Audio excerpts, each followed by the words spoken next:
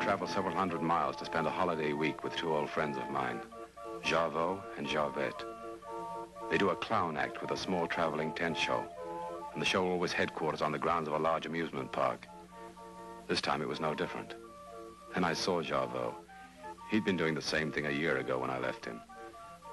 It was good to see him again, and from his greeting I knew he felt the same way. I thought about Jarveau and how carefully he watched over little Jarvette. I thought about how Jarvette had lost his speech and how these two wonderful people had to talk in silence. We talked of many things, and I told him I could stay for a week. I asked about Jarvette. Jarveau played it big. He pretended he was angry with him. He complained about Jarvette's special talent for picking up things that didn't belong to him, but he never stopped smiling. He showed me where Jarvette was, and I watched the quiet one enjoying himself.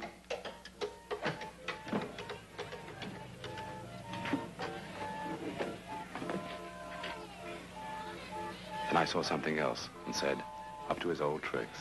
Worse than ever. The show understands, though. Each night I make the rounds returning the trinkets, and the next day picks up more. Jarvette, mon petit ami.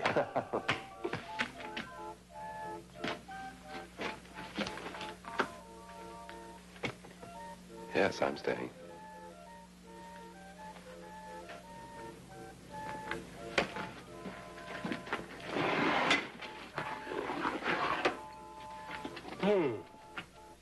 Not so bad today. I recognize these things. Madame Fifi's comb, a small one for the fat woman. Teresa St. Christopher, she and her father run the Punch and Judy. These cards from the privileged tent. What about the key? An old one that the boss keeps for Jarvette to steal. Yes, I recognize everything. Everything but this. What is it? Frank Gibson, investigator. Federal Insurance Company. I didn't want to alarm Jarveau, but I felt that Frank Gibson could mean trouble. The man he bumped did not like it. He'll like it even less when he finds out what he's lost.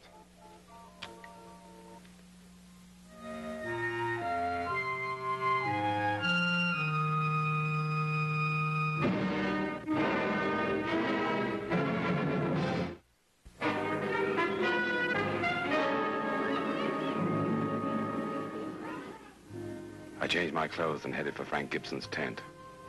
I wanted to return his identification card, and there was another reason.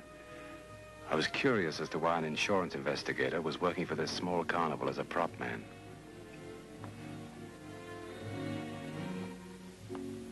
You waiting for me? Yeah. Who are you? Michael Lanyard. That's a familiar name. I'm not surprised. What does that mean? You must hear a lot of names in your business. Where'd you get this? What difference does it make? You got it back? Not so fast. Maybe it's a little bit more important than that. Look, I came here to return it, not to get into an argument. Wait a minute. What's a guy like you doing hanging around a 10-cent carnival? That question works both ways. I'm staying with a couple of old friends, Jarveau and Jarvette. I won't ask why you're here. Jarveau, the pickpocket.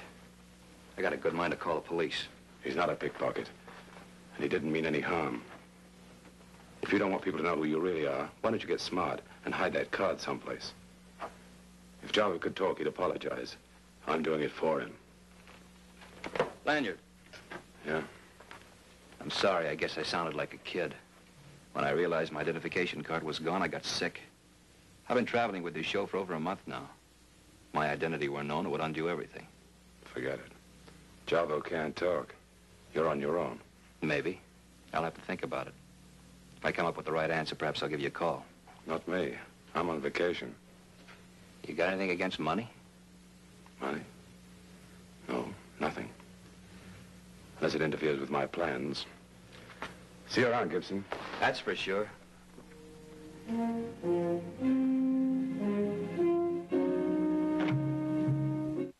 The next day, I headed down the Midway, and I heard someone who sounded friendly. Good morning. Good morning. You weren't passing by, were you? I was. But I can see now it would have been a mistake. Like to play? Might be interesting. 3 balls for 25 cents. Knock any one of those piles of milk bottles off the stand and win yourself a Ruby doll. That's hard to do. Sometimes, unless you have a hop on your fast one. Or can throw a curve. Any way at all. Use your best shot.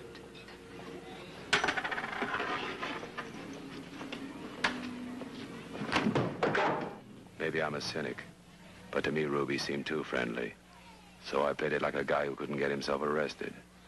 No, thanks. If I throw any more, my arm will go up with the ball. Morning, Frank. Hi, Ruby.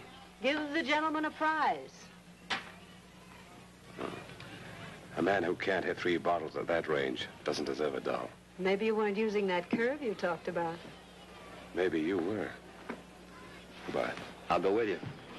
Bye, Ruby. Bye, Frank. Goodbye, Michael Lanyard. Ruby must do all right. Ruby? She does better than all right. Anyway, better when she and her husband used to do the Iron Jaw act on the Forbes show.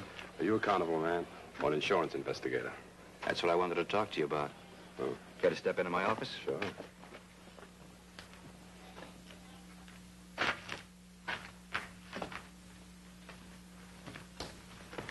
First of all, I want to thank you for the way you handled that card of mine. Could have been embarrassing. Oh. You were going to tell me what you're doing here. I wasn't sure till you arrived. I'm on vacation. Java and Javette are old friends of mine. I visit them every year. Let's stop clowning, Lanyard. I should have waited for the contact, but you made me, so I can't. So let's talk a deal. All right. Let's talk a deal. 25%, no questions. That would amount to how much? 25 grand. You're talking about $100,000? I'm talking about the score made in the Buffalo armored car holdup about 8 months ago. You mean that money's here? Like I said, I wasn't sure till you arrived. What were you doing until I arrived? Waiting for a break.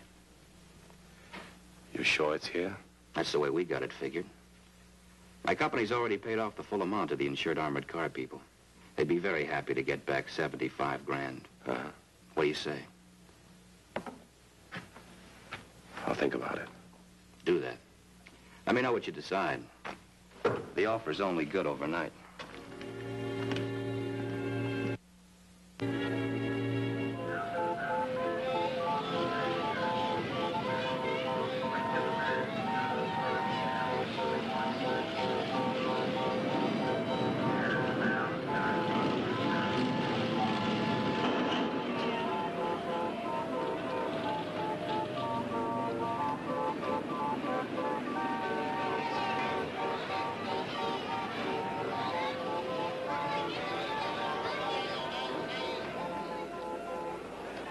I considered what Gibson had told me.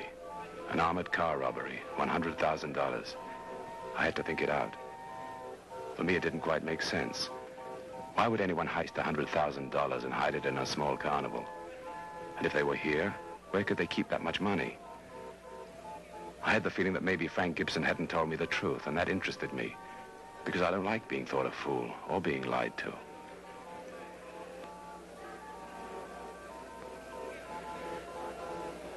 Jarvo had told me that Javette spent many hours each day with Teresa and her father. They were teaching him about Punch and Judy. I decided to introduce myself to them. Hello there. I'm Michael Lanyard. Hello, Mr. Lanyard. Jarvo told me about you, and Jarvette in his way talks about nothing else. Oh. You must be the Teresa of the St. Christopher medal, huh? Yes, and this is my father. Mr. Lanyard. How are you? I enjoyed your show. Most everyone does, Mr. Lanyard. There seems to be a fundamental satisfaction in watching Punch do what most of us would like to do at a time or another. Fly into a violent rage and beat everybody over the head with a club. Don't get Papa started. He'll go into the psychological significance of Punch and Judy, and you'll be here all day. That's all right. I have nothing to do. But Papa has. He must sleep. Doctor's orders. Rest between each performance. Excuse us. Of course. This also is a time when I envy Punch. The years take no toll of him. Perhaps later, Mr. Lanyard. Goodbye.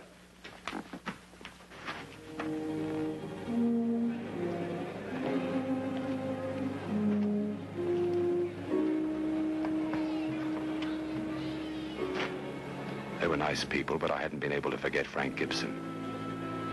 Then I saw Frank and Ruby. I started guessing again, but there's no law that prevents a man from kissing his girl. Only I couldn't help wondering if she was his girl, or was she his partner?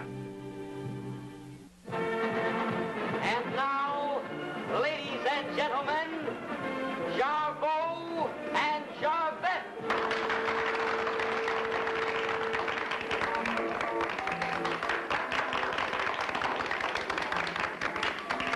My original plan was to spend a week with two friends, and nothing was going to get in my way.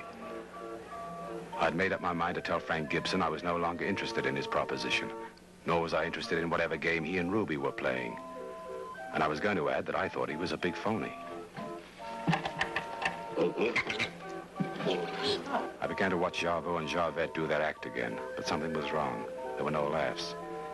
Jarvette had substituted the bottle of milk with a wooden one from Ruby's stand.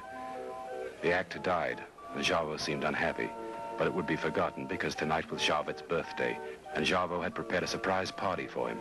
He had been so careful, I doubt he knew I had found out. Jarvette, please. It is the nipple and the nursing that bring the laugh. You cannot nurse on a wooden bottle. Go, take it back to Ruby and put it where it belongs. Go, go. We will see you in the tent later. Here's a problem, that one. Come, I have a surprise for you. The cake had 3 candles. Jarveau told me they were for love, devotion, and friendship. He told me that Jarvette was like a little boy, but he'd never forgotten that night in France when the Gestapo, in their anger, had torn the tongue from Jarvette's head. And he realized it was late, and that Jarvette hadn't returned. I told him not to worry, that I'd go and look for him. It was 3 hours later. I hadn't been able to find Jarvette. Jarveau had asked the other Carnival people to look for Jarvette. He kept telling me he blamed himself because he'd hurt Jarvette's feelings. I told him he was wrong, that Jarvette had probably gone into town, that he'd return in a little while. And then Frank Gibson came in, and before he opened his mouth, I knew something was terribly wrong. You better come with me. You too, Lanyard.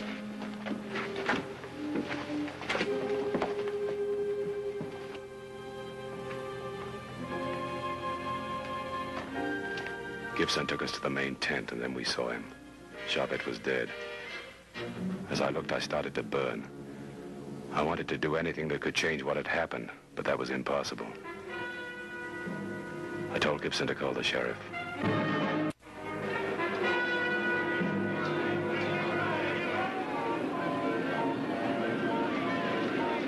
The coroner's verdict was accidental death, but I had a hunch that it was murder.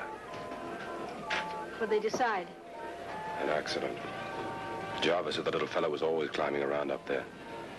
Must have got twisted up in a rope and lost his footing. Too bad. Yeah. Well, he was on his way over to see you after the performance. Did he make it? Brought one of the bottles back. I saw him come in, got busy with a customer. Then when I had a chance to look again, Jarvette was gone. I guess I was the next one to see him, Lanyard. Hello, Ruby. Hello, Frank. How's your head? Be all right. What happened to you? Scouting around the lot last night, I thought I saw someone headed over toward the ring. I took out after him, but I lost him when I got clumped. You want to feel the lump? Easy. But not like a light. When I came to, I found Jarvette and went to get you and Jarveau. Who did you think you saw? I don't know for sure. Was big, little, man, a woman? Well, it was a man, I think. At least it wore pants. There's something funny about the guy, something unusual. He was bent over and... Like he might have been carrying something heavy on his back? Yeah. Like he might have been carrying something heavy on his back. By the way, that deal I offered you's off. That sock on the head ended it. You might be wrong, Mr. Gibson. The sock on the head might have started it. Thanks for telling me.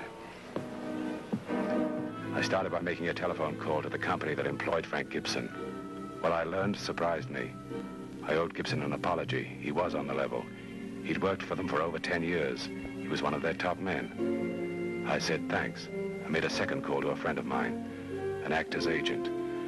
I described Ruby and told him she once did an iron jaw act with her husband. I told him to level with me. He did. And when he finished, I knew enough about Ruby to know it was time to have a serious conversation with her about 2 things. $100,000 and maybe murder.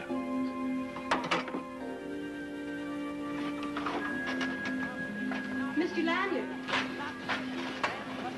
Look at Punch. That's the dummy milk bottle. Javert was going to take this back to Ruby. She said he did. It was under Punch's costume when I opened up this morning. Oh.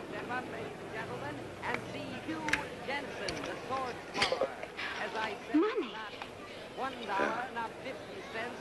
Do me a favor. Call the sheriff. And don't mention this to anybody on the lot.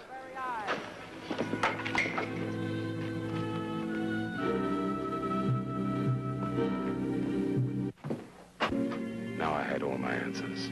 Ruby had very cleverly concealed the money in hollow milk bottles. By accident, Javette must have discovered it. And to protect herself, she'd murdered him. From the looks of her stand, Ruby had left in a hurry. Every bottle was empty. And then I found the satchel loaded with money. That meant she hadn't got away. Put it down.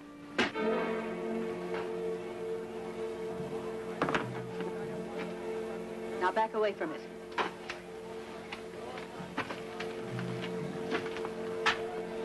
You found the other bottle. After I talked to Buffalo. 2 people pulled that armored car stick up. One of them could have been a woman. You? Huh? And your husband? My former husband. He was killed cleaning a gun 2 weeks later. Convenient. Yeah. He left me with $100,000 and hot money that I had to hide till it cooled off. You hit it. Let's make it short and sweet, Lanyard. 50-50. We'll leave here together, drive into town, catch a plane for nowhere, and watch the world go by. Well, that's the best offer I've had. There's only one thing wrong with it. What's that? Javette. You killed him. It was you Gibson saw carrying something to the main ring. It was you who hit Gibson over the head. What are you talking about, Lanyard? Talking about Javette. Ruby killed him. He's crazy, Frank. Look what he did to the joint. I wondered why Gibson didn't grab her gun. I guess he was too surprised to think straight.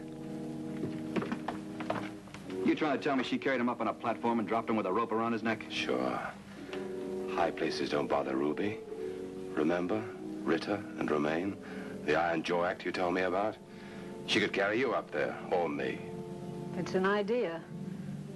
Why should she kill Javette? Because he stumbled onto the $100,000 you're looking for.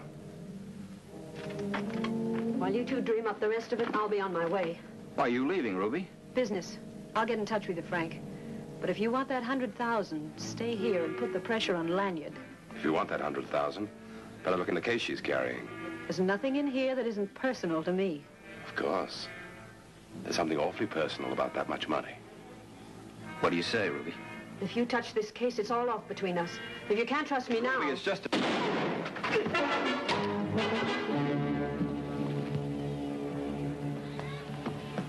Go get her, Lanyard. She's got you 25 grand.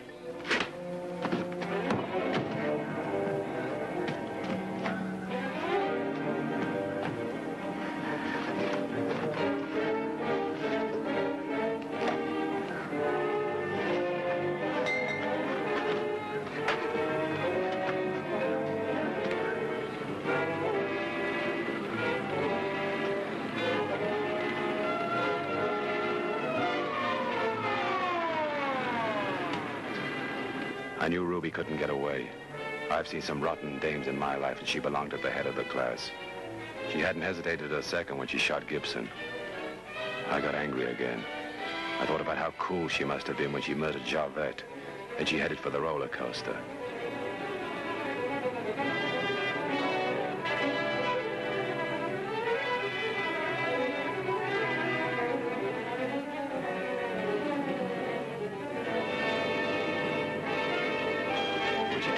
She'd walked into her own trap.